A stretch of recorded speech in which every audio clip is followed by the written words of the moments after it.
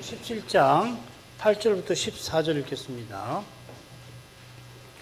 네가 본 짐승은 전에 있었다가 시방 없으나 장차 무저갱으로부터 올라와 멸망으로 들어갈 자니 땅에 거하는 자들로서 창세 이후로 생명책에 농명되지 못한 자들이 이전에 있었다가 시방 없으나 장차 나올 짐승을 보고 기이 여기리라. 지혜 있는 뜻이 여기 있으니 그 일곱 머리는 여자가 앉은 일곱 산이요 또 일곱 왕이라. 다섯은 망하였고 하나는 있고 다른 이는 아직 이르지 아니하였으나 이르면 반드시 잠깐 동안 계속하리라. 전에 있었다가 시방 없어진 짐승은 여덟째 왕이니 일곱 중에 속한 자라. 저가 멸망으로 들어가리라. 네가 보던 열풀은 열왕이니 아직 나라를 얻지 못하였으나 다만 짐승으로 더불어 임금처럼 권세를 일시동안 받으리라. 저희가 한 뜻을 가지고 자기의 능력과 권세를 짐승에게 주더라. 저희가 어린 양으로 더불어 싸우려니와 어린 양은 만주의 주시요 만왕의 왕이심으로 저희를 이기실 터이요 또 그와 함께 있는 자들 곧 부르심을 입고 빼내심을 얻고 진실한 자들은 이기리로다.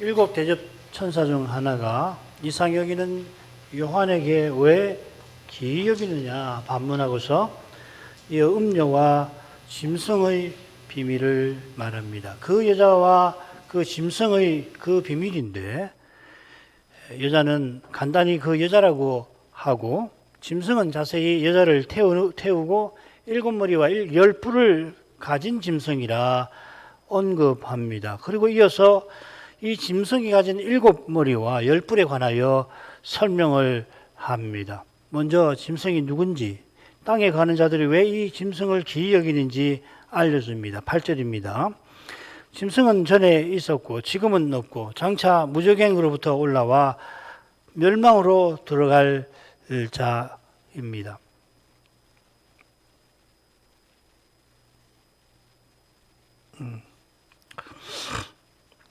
그가 이전에 있었다가 지금 없고 장차 나올 바로 그 사실에 그를 숭배하는 자들이 놀라워하는 겁니다. 지난 시간에 일곱 머리의 비밀을 아주 간단히 살폈죠. 일곱 머리는 여자가 앉은 일곱 산입니다. 일곱 산은 일곱 나라를, 큰 나라를 상징합니다. 여자가 많은 물 위에 앉고 짐승 위에 앉는 인물이니까 당연히 일곱 산 위에 앉습니다. 일곱 산이 일곱 나라라고 하는 것은 곧 이 나라를 대표하는 임금 왕이라는 뜻이기도 합니다. 다니엘이 느부갓네살에게 꿈을 풀어주면서 왕은 곧 그 금머리이니이다. 왕의 후에 왕만 못한 다른 나라가, 왕들이 아니고 나라가 일어날 것이요 라고 했는데, 이 다니엘의 말에서 왕과 나라가 동일시되는 거죠. 음녀가 짐승 위에 앉고 일곱 산 위에 앉았으니 일곱 산과 짐승은 어떤 의미로든 동일시됩니다. 물론 짐승과 이 일곱 왕의 관계에는 매우 복잡하긴 합니다.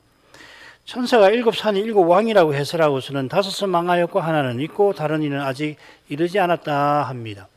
짐승이 전에 있었고 시방 없고 장차 나올 거라고 했는데, 시방 곧 요한의 시대에는 짐승이 없지만 짐승과 관련된 여섯째 왕이 그의 시대에 존재합니다. 여섯째 왕은 앞선 다섯 왕과 마찬가지로 장차 등장할 적그리스도와 관련되지만 적그리스도 자신이 아닙니다. 일곱째 왕이 요한 시대에는 아직 등장하지 않았는데 그가 역사의 무대에 등장하게 되면 잠깐 동안 계속할 겁니다. 잠깐 동안 계속한다는 것은 잠시 왕위에 있을 거라는 뜻이겠죠. 그런데 이 왕도 그 적그리스도는 아닙니다. 일곱째 왕도 결국 짐승이 시방 없다 하는 사실에 속하게 될 겁니다. 따라서 전에 있었다가 시방 없어지냐고 번역했는데 없는이라고 해야 됩니다. 없어지는 조금 번역이 조금 셉니다. 이렇게 번역하면 안 될 것 같아요. 그냥 시방 없는 짐승은 여덟째 왕입니다. 여덟째 왕이니 앞선 일곱 왕과 구별됩니다만 동시에 그 일곱에 속한 자입니다. 그 정체가 실로 묘합니다. 짐승은 재림 직전에 등장해서 온 세상을 미혹하고 지배하다가 멸망에 들어간다 하는 그 점에서 이전 역사에 등장하는 왕들 또한 나라들과 구별되죠. 이전에 등장한 왕 중에 가령 느부갓네살을 보면 건농세계를 정복하고 종교를 이용해서 토라 평지에 금신상을 세워서 절하게 함으로 결국 자기의 절대 왕권을 행사했는데, 그가 재림 직전에 다시 살아나서 이전보다 광범위하게 제국을 건설하는 그런 일은 없는 겁니다. 이런 말씀을 왜 드리는가 하면은 일곱 왕과 관련해서 많은 학자들이 주장하는 견해를 잠시 말씀드리려고 하는 겁니다. 이게 아마 여러분들 많이 들은 견해고 아마 요한계시록 책을 읽으면 이 견해를 반드시 접하게 될 것 같은데, 그게 뭐냐면 네로의 부활이라는 전설과 붙어 있는 견해입니다. 당시에 죽은 네로가 다시 살아나서 돌아와서 세상을 지배할 거라는 전설이 돌았는데, 이 전설을 요한이 채용해서 계시록을 썼다 하는 견해죠. 그래서 이 견해에 따르면은 일곱 왕은 제정 로마의 처음 일곱 황제들입니다. 옥타비아누스부터 제정 로마 아니에요. 카이사르, 율리시우스 카이사르, 우리가 아는 그 유명한 카이사르는 이 공화정의 마지막 그 지도자죠, 그죠? 그 다음에 이제 티베리우스, 칼리굴라, 그 다음에 클라우디우스, 그 다음에 저 유명한 네로가 다섯 번째입니다. 그리고 여섯 번째가 갈바고 일곱 번째가 오토 마르크스입니다. 그리고서 이 견해를 취하는 세대주의자는 여덟째 왕을 부활한 네로라고 말하죠. 그러니까는 이 일곱째 왕하고 여덟째 왕 사이에 어마어마한 시간적 간극이 생기는 거죠. 그래서 이 세대주의는 이렇게 이야기하다가 갑자기 이 가운데를 빼버립니다. 그건 교회 시대인데, 교회 시대를 막간으로 해서 빼버리고 이 로마가 망했고 로마가 다시 등장할 거다. 재건되는 로마 시대에 그러니까 세상 말에 로마 제국이 등장하고 거기서 이 적그리스도가 등장한다. 이렇게 이야기를 하는 거거든요. 부활한 네로 같은 전설을 사도가 계시에 끌어들일 리가 없습니다. 죽은 자의 부활에 관해서 성경은 분명히 증언하죠. 장차 마지막 날에 두 개의 부활이 있습니다. 신자가 부활의 몸을 입는 이 영생의 생명의 부활이 있는가 하면 불신자가 영원한 형벌을 받는 심판의 부활이 있습니다. 그렇게만 이야기하고 더 설명이 없어요. 뭐 입는 몸이 어떻느니 이런 이야기 안 한단 말이죠. 마지막 날 이전에도 죽은 자가 다시 사는 일이 역사에 없진 않습니다만은 성경에 기록된 이 경우들은 다 언약 백성에 관한 그거죠. 이 경우들은 메시아를 통한 영원한 구원을 예표하는 것일 겁니다. 죽은 네로가 다시 살아나서 적그리스도가 된다는 식, 사악한 일을 위해서 죽은 자가 다시 사는 경우 성경에 나오질 않습니다. 짐승의 경우에는 그가 죽게 됐던 상처가 나았던 거지, 거짓 선자가 거짓말하는 것처럼 그가 실제로 죽었다가 다시 산 건 아니잖아요, 그죠? 우리가 지난 시간에 이 짐승이 무저갱으로부터 올라오는 사실을 조금 생각했는데, 무저갱에서 올라오는 영이 요한이 말하는 적그리스도의 영일 겁니다. 이 말씀을 좀 참조할 필요가 있어요. 요한일서 4장 3절, 예수를 시인하지 아니하는 영마다 하나님께 속한 것이 아니니 이것이 곧 적그리스도의 영이라 오리라 한 말을 너희가 들었으나 이제 벌써 세상에 있느니라. 적그리스도의 영이 오리라 했는데 그게 마지막 때 있을 일이라는 거죠. 그래서 요한은 마지막 때를 어떻게 식별하느냐면 적그리스도가 출현한 것이 마지막 때를 식별하는 기준이 된다고 하는 거죠. 그래서 요한일서 2장 22절은 적그리스도의 출현을 이렇게 말합니다. 적그리스도가 이르겠다 함을 너희가 들은 것과 같이 지금도 많은 적그리스도가 일어났으니 그러므로 우리가 마지막 때인 줄 아노라. 4장 3절에서는 좀 다릅니다. 이것이 곧 적그리스도의 영이니라 오리라 한 말을 너희가 들었거니와 벌써 세상에 있느니라. 굉장히 비슷하죠, 그죠? 그 적그리스도는 마지막 때에 마지막에 등장합니다만은 적그리스도들은 이미 일어났고, 그래 지금 이미 마지막 때입니다. 적그리스도들이 일어났다는 것은 그들이 적그리스도의 그 영의 악한 감화 아래 있다 하는 뜻입니다. 장차 그 적그리스도가 등장할 때 그는 누구보다 이 악한 영에게 가장 강력한 감화를 받게 되겠죠. 이런 내용이 짐승이 시방 없고 장차 나올 거라 하는 뜻입니다. 요한이 말하는 많은 적그리스도들과 그 적그리스도들은 똑같이 적그리스도의 영의 지배를 받겠습니다마는 받는 범위와 정도에서 큰 차이가 납니다. 요한이 자신의 서신에서 다루는 적그리스도는 케린투스라고 학자들마다 다 그렇게 말하는데, 이 케린투스 이단이 무슨 정부를 세웠다든가 자기를 신으로 섬기겠다는 기록이 있는지 모르겠습니다. 제가 알고 있는 바로는 이런 기록 없습니다. 문헌이 없습니다. 이제 왜 이런 말씀드리냐면 이 시대의 그 이단들에 대한 기록이 굉장히 희소해요.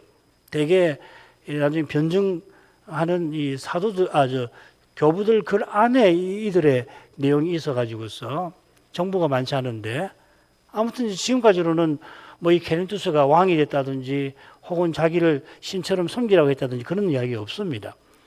이런 점에서 짐승이 전에 있었다든지 여자가 앉은 7왕 중에 5이 이미 넘어졌다는 표현은 그가 하나님을 대적하는 강력한 정치적 인물이고, 특별히 그의 나라가 그런 반신국적인 하나님 나라를 대적하는 그런 성격을 가졌다는 것을 가리킬 겁니다. 요한 사도가 계시록을 써서 쓸 때 그 반무섬에 유배되었는데 그를 유배 보낸 로마가 바로 그런 세력이죠. 로마가 특히 제정 시대, 황제 시대에 접어들면서 이 황제를 신격하는 일이 본격화했고 황제 숭배를 거부하는 교회를 핍박하는 일이 이어졌습니다. 이 로마가 다니엘이 자기 이상 중 다니엘 7장에서 보았던 가장 흉측하고 가장 강력한 짐승이었습니다. 이 짐승은 장차 무저갱에서 올라오는 그 짐승, 이 계시록 13장 바다에서 올라오는 그 짐승을 닮았죠. 다니엘은 이 짐승을 포함해서 4짐승이 자기 시대로부터 해가지고 바다에서 올라오는 것을 보았는데, 로마 앞에 그리스 앞에 메디, 페르시아라고 해야 됩니다. 그리고 페르시아 앞에 자기 시대 바벨로니아죠. 4짐승은 다니엘 시대의 근동세계를 지배하던, 따라서 옛 언약 백성의 영토 팔레스타인을 가나안을 침범하던 세계 제국입니다. 이 네 제국 이전에 거기에 걸맞은 두 제국이 있는데 이집트와 아시리아입니다. 그래서 계몽주 목사님은 일곱 머리를 이렇게 설명을 해요. 저는 이게 가장 좋은 해석이라고 믿어 말씀드립니다. 망한 다섯 왕은 아시리아, 이집트, 바빌로니아, 메디, 페르시아, 그리스. 메디아하고 페르시아가 붙어 있죠. 원래 이 페르시아를 세운 고레스가 자기 외할아버지 나라가 메디 아닙니까? 메디아잖아요. 그걸 흡수한 거거든요. 그 다음 여섯째 왕은 로마고, 일곱째 왕은 그 교회가 설립한 이후에 어느 시기에 잠시 등장할 세계적 대제국이고, 여덟째 왕이 적그리스도, 곧 단일 정부 이렇게 보는 겁니다. 로마 제국까지는 강력한 군사력만 아니라 강렬한 사상과 문화로 팔레스타인을 포함한 근동 세계를 지배합니다. 이는 하나님께서 왕으로서 통치하시던 이스라엘의 정치적, 문화적, 그러니까 그 전체를 둘로 나눠서 정치적인 부분하고 문화적 부분 둘로 쪼개서 설명하는 겁니다. 그걸 파괴해서 인간적인 혹은 이교적인 정치 제도와 문화 형태로 대신하려고 움직였던 세력입니다. 이 김 목사님 책을 제가 인용을 했으니까 이 앞에 이제 특별히 로마, 그리스, 그 다음에 메디 페르시아, 그리고 바빌로니아가 얼마나 강력하게 반신국적이었나 하는 그 내용을 길진 않지만은 한 페이지 정도에 설명하고 있으니까 돌아가셔서 그 부분을 읽어보시길 바랍니다. 이게 왜 중요하냐면은 일곱째 왕하고 마지막 여덟째 왕을 어떻게 식별하느냐와 관련해서 매우 중요한 거란 말이죠. 왜 이 제국들을 일곱 머리로 볼 수 있느냐 할 때에 그 내용을 잘 알아야지 로마 다음에 그 다음에 일곱 번째 세계적 대제국이 잠시 등장할 텐데 이게 적그리스도의 제국하고 다르게 어떤 제국이 등장할 걸 말씀하시는데 그게 그거라고 식별하려고 하려면은 어떤 세계냐라고 하는 것을 알아야 하는 거, 어떤 성격이냐라고 하는 것을 알아야 하는 거거든요. 이걸 김 목사님 설명을 굉장히 잘 하셨어요.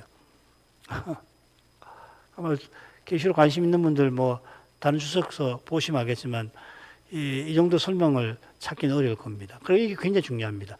이게 정말 이 나라들이 맞느냐 안 맞느냐 이건 둘째 치고요. 중요한 것은 어떤 앞으로 적그리스도가 등장할 때까지 역사에서 출현하는 어떤 일들을 우리가 어떤 각도로 식별해야 되는가, 무엇을 봐야 되겠나 이 말이잖아요, 그렇죠? 그럴 때 그 조건들을 이렇게 배워놓으면은 이걸 줄 모르겠다. 특별히 일곱째 왕하고 여덟째 왕의 관계가 매우 중요할 거라고 저는 생각해요. 얼마나 감사한지 모릅니다. 이런 해석을 우리가 우리나라 말로 이렇게 읽을 수 있고 읽어도 굉장히 어렵거든요. 요한계시록 강의 제2권에서 특별히 16강부터 19강에서 특별히 이걸 설명하는데 몇 번 읽은지 모르겠어요. 그만큼 내용이 깊어요. 일곱째 왕부터는 양상이 달라집니다. 왜 그러냐면 메시아가 오셔서 그렇거든요. 메시아가 오셔서 옛 언약 시대가 종결되어서 이스라엘을 대신해서 신약 교회가 온 세상에 세워지죠. 따라서 이 교회와 이 교회를 중심에서 나타나는 하나님 나라는 이제 세계적인 범위로 나타나는데 이 하나님 나라를 대적하는 일도 역시 세계적 범위로 이루어진단 말이죠. 계시록 17장에서 말하는 일곱째 머리, 일곱째 왕은 이전 여섯 제국과 성격에서는 같지만은 그러나 조직과 세력에 있어서는 세계적인 것일 거다. 그렇게 김 목사님 해석을 하신데 인용을 할게요. 또 하나 올 것, 이 일곱째 왕인데 무엇을 하느냐 하면 지상에 있어서의 하나님의 거룩한 통치의 형태와 대권의 작용에 대해서 도전하고 가면이 항거를 하는 세력입니다. 이 왕의 제국의 성격을 말하는 겁니다. 그러니까 그것은 세계적인 대기구의 세력을 의미합니다. 그러니까 군사력을 지닌 대제국이라야 합니다. 무서운 제국을 형성하는 겁니다. 그래서 발전해 나가면서 긴 기간은 아니지만 잠깐이라도 그런 공격을 할 것이라 하는 겁니다. 이게 적그리스도의 정부는 아니에요. 그 앞에 등장할, 그런데 거기에 필적할 만한 그런 제국이 등장할 거라고 김 목사님은 해석을 하는 겁니다. 여덟째 왕이 전에 있었다가 시방 없는 짐승 장차 등장할 적그리스도입니다. 그가 일곱 중에 속한 자라 하는 것은 적그리스도 영에 이끌려서 만왕의 왕이신 하나님을 대적하고 언약 백성을 신약교회를 해치는 사실을 가리키겠죠. 다른 일곱 왕과 달리 그는 멸망으로 들어가리라 하고 다시금 언급됩니다. 8절에서는 그가 무저갱에서 올라와서는 멸망으로 들어간다 했습니다. 무저갱에서 올라온 것이 일종의 해방일 텐데 그가 잠깐 풀려난 것은 멸망 속에 완전히 영원히 떨어지기 위함입니다. 이 짐승이 용과 거짓 선자와 함께 불못에 들어갈 겁니다. 그들을 추장하는 자들도 물론 들어갈 겁니다만 이 불못은 사단과 그 사자들을 위하여 예비된 곳이라 주님이 양과 염소에 비해서 말씀하셨습니다.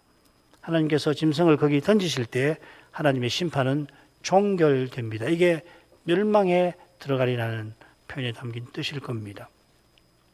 그 다음 거죠. 네가 보던 열불은 열왕이니 아직 나라를 얻지 못하였으나 다만 짐승으로 더불어 임금처럼 권세를 일시 동안 받으리라. 저희가 한 뜻을 가지고 자기의 능력과 권세를 짐승에게 주더라. 요한이 열불을 보았습니다. 네가 본 짐승이라 한 것처럼 네가 본 열불이라 하면서 설명을 천사가 이어갑니다. 짐승의 일곱 머리도 왕들인데 열불도 왕들입니다. 열불이니 열왕입니다. 이들이 아직 나라를 얻지 못했으나 일시 동안 짐승과 더불어 임금처럼 권세를 받을 겁니다. 이들이 한 뜻으로 자기 능력과 권세를 짐승에게 주는데 그 악한 목적이 바로 14절에 나옵니다. 전쟁에 있습니다. 이 전쟁이 아마겟돈 전쟁, 마지막 전쟁이겠죠. 이 전쟁에 비추어서 열불 열왕이 짐승의 시대에 짐승을 섬기는 나라들을 대표할 겁니다. 한다고 볼 수 있겠습니다. 지난 세기 말에 아마 여러분 그 파란 바탕에 이 별 10개로 이렇게 동그랗게 해가지고서 유럽연합, EU의 심볼 그 만든 거 기억나실 겁니다. 그래서 지난 세기 말에 유럽연합이 EU는 지난 세기 중간에 결성이 됐는데 그 지난 세기 말에 세대주의자들이 연합을 결성한 나라들이 열이라 하면서 이 열 나라가 바로 계시록 17장의 열불이라고 떠들었던 것을 기억하실 겁니다. 유럽연합은 1957년에 6개국으로 시작했다가 그리고 80년, 90년에 10개국이 됐다가 안 됐다가 더 됐다가 해서 10개국이 되고요. 지금은 제가 본 자료로는 27개국으로 늘었습니다.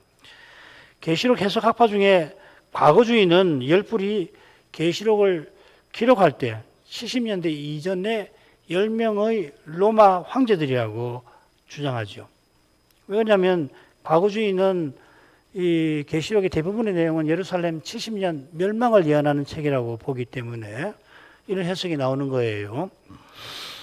일곱 머리로 지목한 황제들에 더해 가지고서 율리우스, 가이사르, 그다음 비텔리우스, 베스파시아누스를 더합니다. 그런데 이 율리우스는 공화정의 마지막 통치자이지 황제라 보기 어렵습니다.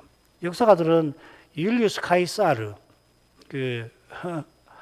왔노라 이겨노라 그 유명한 주사위는 던져졌다고 한 그 인물 말이에요. 열불을 10명의 로마 왕들이라고 해석을 해놓으니까 이걸 끼워 맞추려다 보니까 이 율리우스를 넣어가지고서 이 사도시대까지 이 열을 맞춘 거죠. 이런 억지 해석들은 계시록을 예언으로만 보는 태도와 붙어 있습니다. 우리도 여덟째 왕을 적그리스도다, 재림 직전에 있을 그 악한 통치자라고 우리가 해석할 때 우리도 물론 예언으로 본 거죠, 그죠? 계시록에서 주님의 재림과 심판 직전의 징조를 말하는 것은 계시록이 예언을 담은 성경책이라고 보는 겁니다. 그런데 요한의 이상이 모두 예언이고 게다가 그런 주장 취하는 분들이 대체적으로 취하는 견해처럼 문자적 예언이라고 주장을 하면 억지 해석을 피하기가 힘들어요.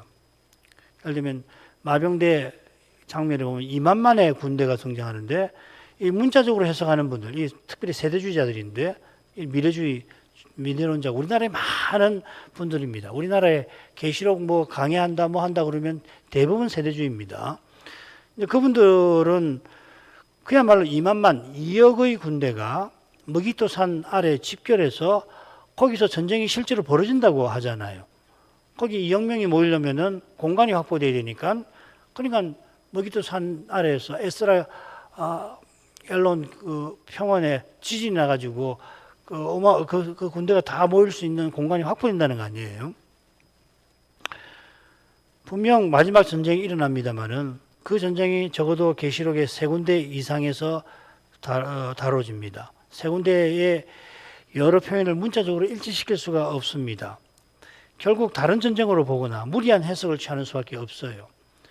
이 비슷한 문제가 베드로의 부인 사건에도 나옵니다. 어떤 세대주의적 해석에 따르면 베드로가 그 밤에 3번 부인한 게 아니라 9번 부인한 것이 됩니다. 그 3번이죠. 그런데 공간복음, 요한복음의 표현들이 다른 것을 다 따로 해가지고서 9번을 만드는 겁니다. 반면에 이 관념주의, 이념주의는 계시록에서 예언을 인정하지 않고 역사 전개의 이념을 찾아야 한다. 그래서 아이디얼리즘이라고 합니다. 그걸 관념론이라고 하기도 하고, 뭐 이념주의가 더 나을지도 모르겠네요. 계시록 13장과 17장의 짐승을 반드시 마지막 때에 등장할 적그리스도라고 보는 게 아니라 역사 내내 하나님을 대적하는 악한 세력이라고 보는 겁니다. 우리가 대체로 관념론적인 해석을 취하지만은 우리는 예언을 배제하지 않는 거죠, 그죠? 그러니까 우리는 엄격하게 관념론자들은 아닌 거예요. 김 목사님이 관념론적인 입장을 취하시긴 하지만은 엄격한 이 관념론자는 아니란 말입니다. 이 관념론에 취하면 대환란 같은 또 없는 겁니다. 그러나 성경이 마지막 구원과 심판을 분명히 교훈하는데 이 교훈을 받아들인다면 계시록에서 예언을 배제하는 것 역시 억지 해석이 될 수밖에 없습니다. 물론 어디까지 예언이고 어디까지 상징인지 완벽하게 설명할 수 있는 분은 아직 없고 앞으로도 있을 것 같지는 않습니다. 이것은 우리가 성경 말씀을 완전히 해석할 수 없는 한계와도 붙어 있습니다. 이런 한계를 인정하는 태도로서 성경 전체의 교훈과 견주어가며 이게 성경으로 성경을 해석하는 거 아니에요. 상징은 상징대로, 예언은 예언대로 풀어갈 뿐입니다.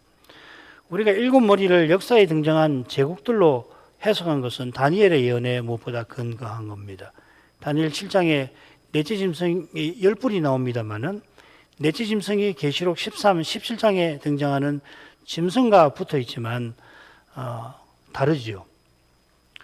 다니엘의 10뿔에 관한 것을 여기 끌어오는 것은 무리입니다. 오히려 우리는 용과 짐승의 닮은 꼴에 주목할 만합니다. 똑같이 7머리 10뿔이 있고, 그런데 짐승은 10뿔의 면류관이 있고요. 용은 7머리에 7면류관이 있죠. 차이가 납니다. 그 차이점, 면류관의 위치가 다른데 차이가 있는데, 용이 7머리에 7면류관을 쓴 것은 7머리에게 왕권을 준 것을, 짐승이 10뿔의 면류관을 쓴 것은 그들에게 왕권을 준 것을 가리키는 것 같아요. 짐승이 7에 속하지만 8째 왕인 것처럼 장차 등장할 적그리스도가 이전 왕들에게 왕권을 수여할 수는 없는 거 아니에요. 그건 자기 일이 아니라 용이 할 일이죠, 그죠? 그러나 자기 시대의 10뿔에는 수여할 수 있는데 열왕은 짐승이 통치하는 나라에서 결국 그를 섬기는 자들이라서 그렇습니다.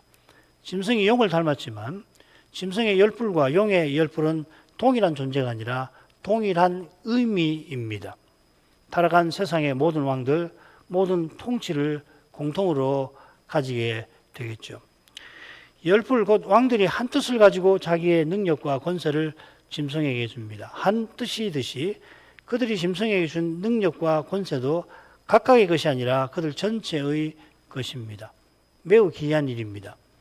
이런 기이한 일은 적그리스도의 영이 사탄의 통치 아래서 강력하게 역사한 결과일 것입니다. 그렇게 한 목적이 이유가 그 다음에 나옵니다. 14절 저희가 어린 양으로 더불어 싸우려니와 어린 양은 만주의 주시어 만왕의 왕이심으로 저희를 이기실 터이요 또 그와 함께 있는 자들 곧 부르심을 입고 택하심을 빼내심을 얻고 진실한 자들은 이기리로다. 제가 지난 오전에도 말씀드렸습니다마는 이 부분이 머릿말과 한가운데 짐승이 멸망에 들어갈 때라고 되어 있는데 바로 그 주제가 맺은말에서 자세히 다루어집니다. 제가 두 개의 줄거리를 말씀드렸는데 오른쪽을 보시면 이 머릿말에 멸망으로 들어갈 짐승이라 했고 한가운데 11절 하반절에 멸망으로 들어갈 짐승이라는 말이 또 나와요. 그리고 맺은말에 멸망으로 들어간다는 말이 뭔지가 설명이 되어 있습니다. 조금 전에 짐승의 7머리와 10뿔에 관한 신비한 내용을 길게 생각했습니다만 이 비밀을 천사가 요한에게 언급하는 의중은 요한이 이상하게 여긴 짐승이 땅에 거하는 자들이 놀라워하는 그 짐승이 요한은 음료를 기이 여겼으니까 빼버리십시오. 땅에 거하는 자들이 놀라워하는 짐승이 결국 멸망에 떨어질 뿐이라고 하는 것을 강조하는 데 있는 겁니다. 짐승이 사람의 이성과 경험을 넘어서는 면을 틀림없이 보여주더라도 그가 하는 일은 하나님을 대적하고 교회를 핍박하는 거고 바로 그 악한 일 때문에 그는 심판을 피하지 못한다는 겁니다. 장차 짐승이 등장할 때 그가 보여줄 이적들과 특히 이 거짓으로 빚어내는 현실 앞에서 참된 교회와 신자가 깨달은 말씀으로도 어찌하지 못하는 그런 형편에 혹 처할 수가 있겠습니다만은 그런 형편에서 성신께서 이제 살필 말씀으로 거룩한 빛을 비추신다면 마침내는 그 현실을 견디며 이기게 하실 것입니다. 사실 말씀을 깨닫는 것이 말씀의 지식을 더하는 정도가 아니라 이런 면도 있겠지요. 그러나 말씀의 인도를 계속 받아 나가는 것입니다. 어제 깨달은 말씀으로 어제 내디딜 걸음을 알고 그 걸음을 걸었으면 오늘 새롭게 깨달아서 영광의 목표로 전진하는 겁니다. 말씀의 지식을 축적하거나 지식을 체계화할 때 현실에서 보는 것이 많아지고 물론 깊어질 것입니다. 이건 우리가 다 경험한 것이죠. 그죠? 우리가 복음을 모르는 사람들이 아니었지만 우리가 독립개신교회에 와서 하나님 말씀을 많이 배우고 또 체계적으로 배워서 눈에 들어오는 것이 많고 심지어는 다 보이는 것처럼 착각도 들지 않으셨던가요? 저 같은 사람은 그런 어리석은 때도 있었습니다만은 그 현실에서 죄와 죽음의 권세를 식별하고 마귀와 세상과 육신의 공격을 이기는 그 길은 말씀하시는 주님을 전심으로 의지하는 거기서 그 주님을 전부로 삼는 데서 열리는 겁니다. 이걸 꼭 기억하셔야 합니다. 14절 처음에 저희는 12, 13절에 나오는 열불, 열왕입니다. 그들이 어린 양으로 더불어 싸울 겁니다. 이 전쟁이 계시록에서 줄곧 예고하는 마지막 전쟁입니다. 계시록에 예수 그리스도 이름이나 표현이 참으로 많은데 하필 열불이 어린 양과 더불어 싸울 거라고 합니다. 그들이 어린 양과 더불어 싸울 건데 그 어린 양이 실은 만왕의 왕 만주의 주이시라고 천사는 덧붙이는 겁니다. 이는 어린 양과 만주의 주 만왕의 왕 이 두 이름, 어린 양이라는 이름과 만왕의 왕 만주의 주라고 하는 두 주님의 이 성호가 계시록 본론의 마지막 대목, 다음 대목, 6째 대목에 나오는데요. 그것과 무관하지 않을 겁니다. 이 다음 대목을 미리 예고하는 겁니다. 다음에 이런 내용을 이야기할 거다 하고서 알려주는 것 같아요. 지금 살피는 5째 대목과 이어 나오는 6째 대목에서 어린 양이 각각 2번 나오고요. 만주의 주 만왕의 왕은 각각 한 번씩 여기만 나옵니다. 다른 데서는 안 나옵니다. 계시록의 만주의 주 만왕의 왕은 여기만 나옵니다. 계시록 19장 후반부에 마지막 전쟁이 나오죠. 거기는 어린 양 그리스도께서 백마를 타시고 역시 백마를 탄 군대를 거느리고 전쟁에 나서시는데 그 입에서 나오는 검으로 많은 원수들 단숨에 멸해버리십니다. 20장 후반부에도 같은 전쟁이 묘사되어 있습니다. 거기는 용이 곡과 마곡을 미혹해서 땅의 사방 백성을 미혹해서 바다 모래처럼 다 모아갖고서는 이 성도와 성도의 신과 성을 애워삽니다. 그러나 하늘에서 불이 내려서 원수들을 삼켜버리죠. 지금 마지막 전쟁은 열왕이 짐승과 함께 어린 양과 싸웁니다. 얼른 전쟁의 겉모습은 계시록 20장처럼 열왕의 힘이 막강할 것 같습니다만은 전쟁의 참된 모습은 만왕의 왕이신 어린 양께서 승리하시는 것입니다. 이 전쟁을 위해서 열왕이 모든 능력과 권세를 짐승에게 주어서 짐승이 지시하는 대로 어린 양을 어디든지 쫓는 교회를 박멸하려 할 것입니다. 그러나 어린 양께서 이기실 터라 어린 양과 함께 있는 자들이 그 승리에 참여하게 될 것입니다. 참된 교회와 신자는 과연 무엇보다 어린 양과 함께 있는 자들입니다. 이 승리 후 어린 양과 함께 시온산에 서서 찬송할 것이라고 14장에서 이미 우리는 배웠습니다. 그 찬송에 이르기 전에 그들은 1000년 동안 그리스도로 더불어 그와 함께 그리스도로 더불어 왕노릇 할 것입니다. 이 왕노릇이 거룩합니다. 그 거룩함은 무엇보다 짐승이 열왕과 더불어 자기를 추종하는 온 세상을 데리고서 짐승의 칼날을 피한 소수의 교회를 박멸하려 하는 그 끔찍한 현장에서 신비하게 드러날 것입니다. 전쟁도 엄밀하게 전쟁도 아니죠. 사실은 사람의 눈으로 봐서는 중과부적이에요. 역사상 가장 두려운 핍박을 받는 그때에 그들은 그리스도와 함께 왕노릇하고 있다는 겁니다.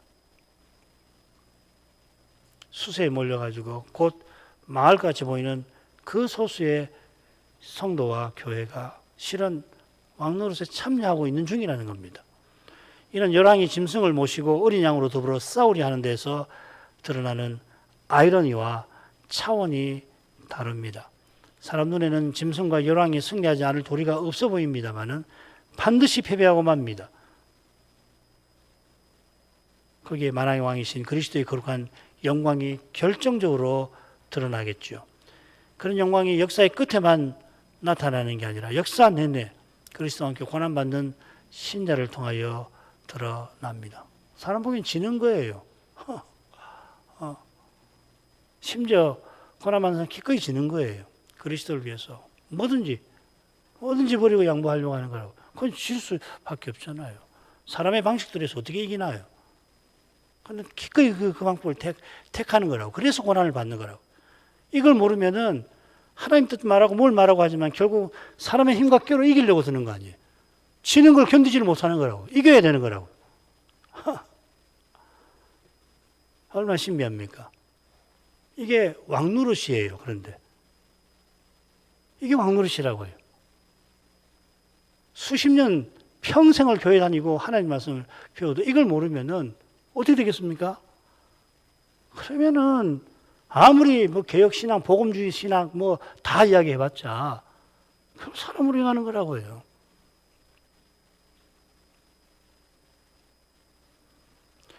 신자의 이런 삶이 진실한 자의 모습입니다. 신실하다 이 말입니다. 신실. 그리스도를 본받아 언약의 하나님께 신실하는 겁니다. 하나님을 전부로 삼고 하나님께 전부 맡기고 하나님을 전부로 살고 살든 죽든 주님만 의지하는 그게 신실 아니에요. 신절이죠. 하나님께서 그리스도를 통해서 그들을 부르셨습니다. 그들이 부르심받아 부르시니까 좇는 거죠. 부르시는 소리 안 듣고 어떻게 쫓아갑니까? 이 부르심이라는 이런 뜻이 있는 거예요. 소명. 우리가 실컷 부르심 소명 얘기하는데 그것의 실질적인 뜻이 뭐냐면 부르시는 주님을 쫓아간다는 뜻이 있는 거라고요. 소명이 부르심의 소명이 있죠. 소명. 우리가 하나님께 맡은 소명이 있지 않습니까? 그 소명을 통해서 뭐 하느냐고요. 자기 업적 사라고 소명 주십니까? 그리스도 드러내고 그리스도를 좇는 방편으로 소명을 주시는 거라고요. 그게 소명의 뜻, 중요한 뜻이 두 가지인데 하나의 뜻이 그거란 말이죠. 어린 양이 어디로 이끄시든지 따라가는 겁니다. 따라가는 거예요. 방향이 있는 거라고요. 걷는 거라고요. 그리고 이것이 신실함이라고 하는 겁니다. 신실한 거. 이 신실한 삶을 통해서 그들은 빼내심을 얻은, 이 택하심 받았다는 말이거든요. 택하심 받은 사랑에 보답하는 것입니다. 이만큼 하죠. 자비하신 아버지, 저 두려운 시대에 관하여 요한의 이상을 통해서 미리 알려주신 그 뜻을 이날에 조금 살피게 해주셔서 감사드립니다.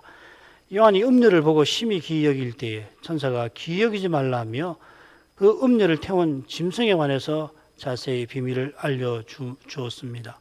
그러한 뜻이 그가 사람 보기에 아무리 놀라워 보이기까지 할지라도 장차 멸망으로 들어갈 자요 그렇게 되는 데에 어린 양께서 만왕의 왕으로서 친히 역사하실 것을 천사가 전해줍니다.